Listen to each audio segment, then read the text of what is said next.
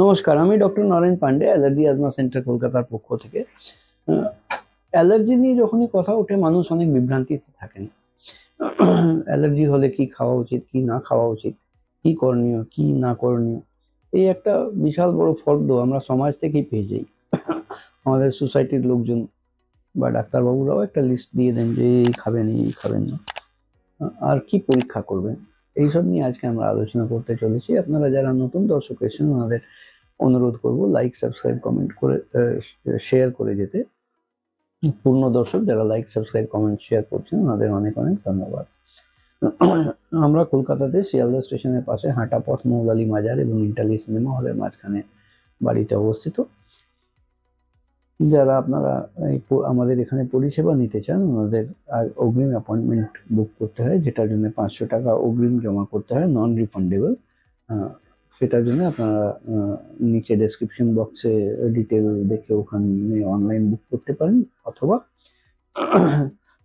নিচে দেওয়া number 7278034776 phone করে বুক অ্যাপয়েন্টমেন্টের সহযোগিতা নিতে পারেন।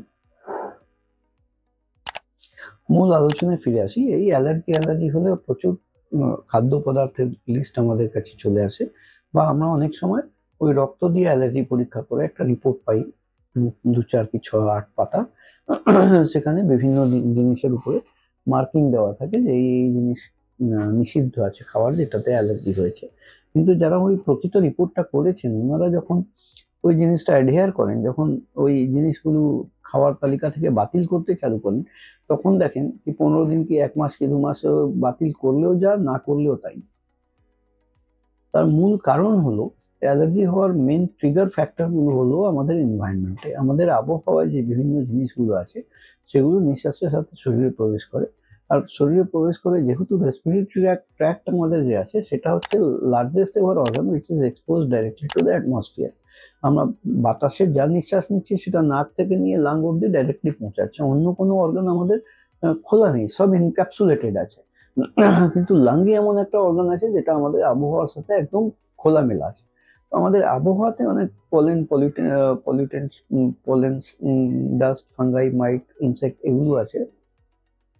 এগুলো নিঃশ্বাসের সাথে আমাদের শরীরে প্রবেশ করে, আর আমার বডি যদি হাইপার রিঅ্যাক্টিভ থাকে তাহলে তার বিরুদ্ধে একটা রিঅ্যাকশন করে ইনফ্লামেটরি চেঞ্জেস দেয়, যার জন্য অ্যালার্জিক ইনফ্লামেটরি ডিসঅর্ডার হয়। সেই গায়ে চুলকানি হতে পারে, কাশি হতে পারে, নিঃশ্বাসের কষ্ট হতে পারে, হাঁচি হতে পারে, রেকারেন্ট কাফ অ্যান্ড কোল্ড হতে পারে। এই সমস্ত উপসর্গগুলো দিয়ে থাকে।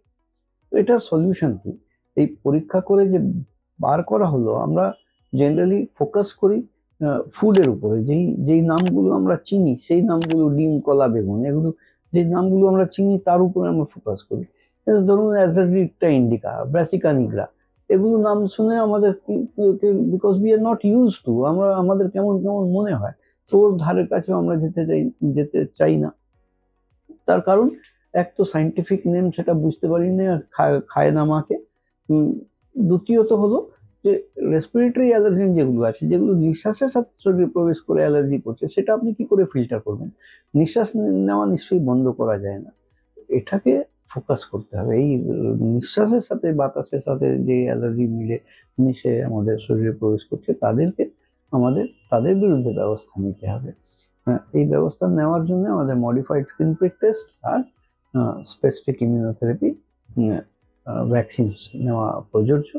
এতেই কিন্তু এর সলিউশন করা সম্ভব। এইরকম পরিষেবা নেওয়ার জন্য নিচে দেওয়া নাম্বার 7278034776 ফোন করে অ্যাপয়েন্টমেন্টের জন্য সাহায্য নিতে পারেন। অ্যাপয়েন্টমেন্ট করার জন্য 500 টাকা অগ্রিম নন রিফান্ডেবল জমা করতে হয়। আর আমরা কলকাতায় শিয়ালদা স্টেশনের পাশে হাঁটা পথ, মৌলালী মাজার এবং ইন্টালি সিনেমা হলের মাঝখানের বাড়িতে অবস্থিত।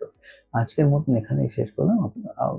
আমি doctor Naren Pandey, allergy asthma centre কলকাতার পক্ষ থেকে। আপনারা ভালো থাকুন, সুস্থ থাকুন, খুশি থাকুন।